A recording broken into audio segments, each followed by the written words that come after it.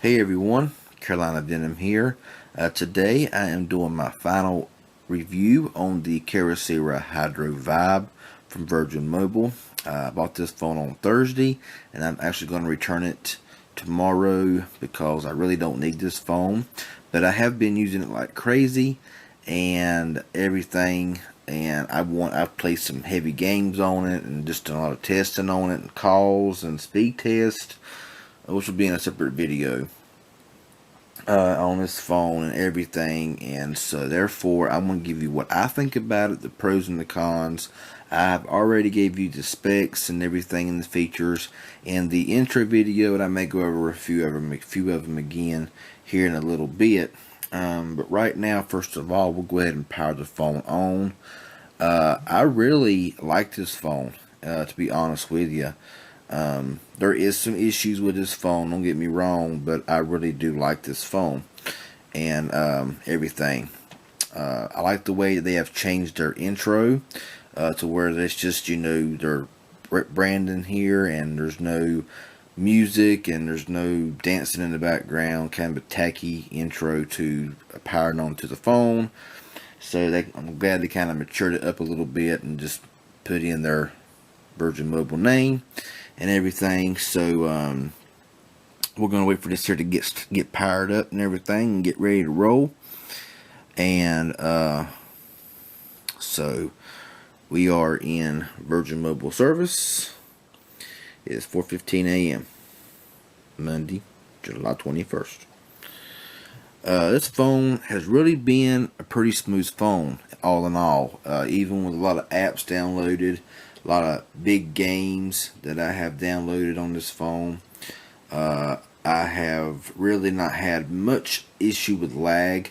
This phone does have a 1.2 gigahertz quad-core Snapdragon 400 processor with 1.5 gigabytes of RAM, which is really nice considering a lot of other phones have 1 gig of RAM and a dual core instead of a quad core and stuff like that. But this one right here, for a Kyocera and for a phone that you can buy for $100 off contract, it has pretty good specs, being a quad core Snapdragon 400 processor with 1.5 gigs of RAM. And 8 gigabytes of built-in storage with 5.5 gigs available to user, and you can add additional memory. This phone does run Android 4.3 and does have a 4.5-inch display with 960 by 540 pixels at 245 ppi. It also has a nice 8 megapixel camera on the rear that records up to 1080p and 30 frames per second, and also has a 2 megapixel front facing camera. This is an LTE device, has NFC, the Smart Sonic receiver, which means of course there is no speaker up here. It's just the vibrations of the phone gets transmitted to your eardrum to enable better call quality, or supposedly better call quality. It's capable of wireless charging and all that good stuff, and it is IP57 certified for water and dust resistance. So all in all, this phone does have some really good specs. But for a Kyocera, Kyocera has really never made a great phone as far as being a top-notch phone. And for the specs of this phone here, there is some noticeable lag while scrolling. It's not bad, it's not unbearably slow, but there is some noticeable lag whenever you are trying to just scroll between pages. Now, whenever you're web browsing, I've had no issue. Playing big games, I've had no issue either with lag or freezing and everything. So really, it's not a bad phone. I believe Kyocera came within inches of making a very, very good phone, being that this is, to me, a good phone with a few flaws. Of course, it's not the worst phone I've ever used by any means, but there is a few issues, and the issues would matter to some people, and some people that may not bother them at all. But there is a few problems, and one of the problems that I have found was the call quality. The call quality On most phones, I can have the I can have the volume on low and being able to hear people clear and good. Maybe medium if I'm driving down the road, because my ears are sensitive and everything. So pretty much a low volume I can hear fine. Well, on this phone here, I had the volume up in a quiet place on at full volume, and I was hard. It was hard to hear the other person. I could hear him fine, but it was low, and it was very crackly. It kind of went in and out some. It had a robotic sound to it, kind of like a metallic robotic sound to it. It had some kind of squealy, popping noise in the call quality, and it kind of got on my nerves some. It would clear out, but then again, but then it would get bad again. And I was like, this is getting on my nerves, especially when you're coming from another phone with very good call quality going to this phone here that has very mediocre call quality. Now, on the other end, I asked the person I was talking to how I sounded to them, and they said that I sounded very clear, and they had no problems hearing me, and that I was very sharp and clear and sound like I was on a landline phone. So that's also a plus. So that's a major plus as well. And I know with Kyocera, I know that you can probably get one good compared to 5 bad. So I mean, of course, you can get a bad phone or bad camera or whatever and anything. And I believe that I got a pretty good phone when I got this phone here. But like I said, call quality is a big issue. I believe that's something that Kyocera needs to address in a lot of their phones, especially with the Smart Sonic receiver, because I've even used the Kyocera Torque with the Smart Sonic receiver, the Kyocera Hydro Edge, and they all have the Sonic receiver, and basically all of them has about the same kind of call quality. They sound robotic.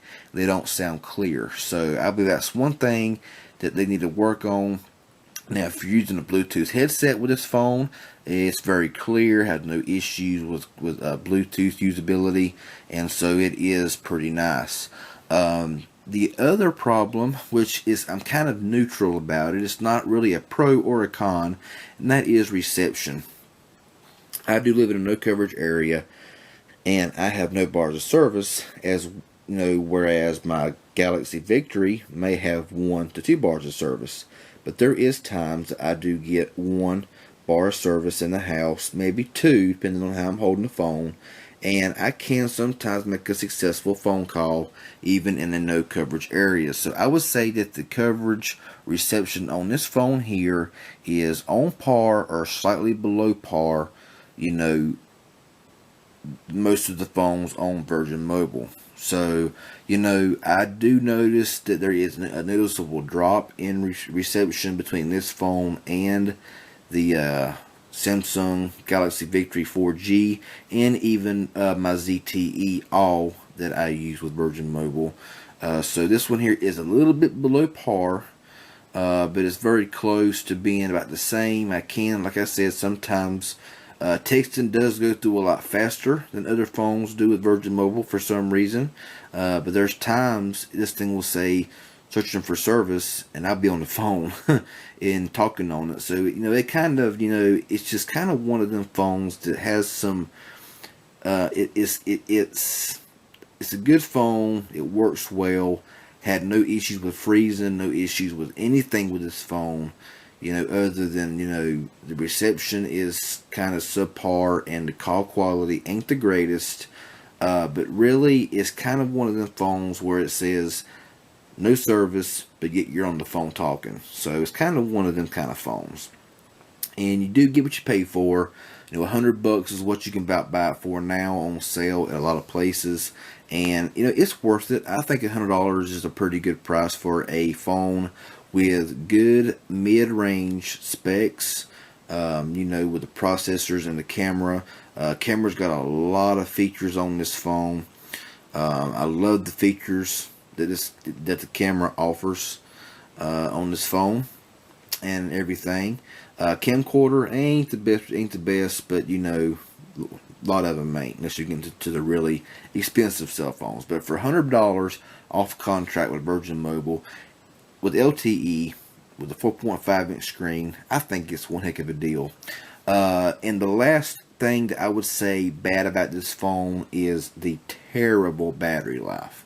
I think this phone has beyond the worst battery life I've seen on a phone in quite some time. It takes forever to charge it. If it's down to like 10-15%, you put it on charge with the phone turned off, you're looking at hours before this thing is charged, and that's kind of aggravating. But I charged it 100%, and 1 minute later it was down to 99%. I let it sit on the bed or wherever with Wi-Fi on and everything, and within 10 minutes it was down to like 94%.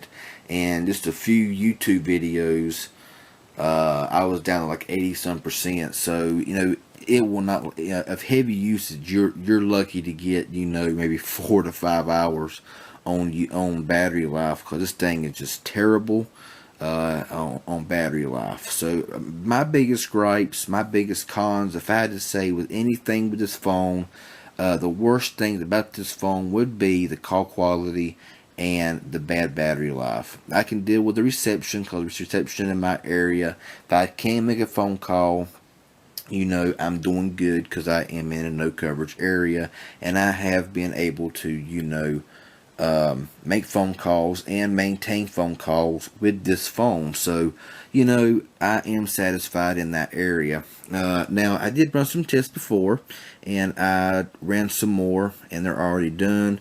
And so well, I then ran it, but it stopped for some reason. I guess because I powered it off. But on this one here, on this benchmark test here, it came in at 17,158, which is good. It's not bad speeds for what it is. It does seem to play, like I said, it does play games really well. It does seem to work very good, and I have no issues with it whatsoever. 17,158 is what it averagely comes in at. On the other benchmark test, it comes in around 84 to 8,500 on the other benchmark test. So not bad speeds. That's kind of getting up there with the Moto G, which also has a quad-core processor. So the speeds of the Moto G and the Kyocera Hydro Vibe are about the same, but this one does have some lag, but not nothing that's really terribly bad. I'll run this game here to kind of show you how it does run. On this game here, there is absolutely no issues, and it's very smooth, and it does seem to play very well. And the screen on this phone does look really good as well, I think. Even for a screen that's not HD display, I think it looks pretty good. But the screen, it works really well. Really have no issues. Well, I didn't see that jump there, but anyway, really has no issues whatsoever, and I think that it just does a really good job on everything that it does. Downloaded, like I said, a lot of apps and all that good stuff, but everybody has their own opinions about their phones and everything, and so my opinion and my verdict to this phone here is it's a good deal. Water resistance, dust resistant, call quality is a little shoddy, and as far as so is battery life. I really have no issue with reception once I get out from where I live at.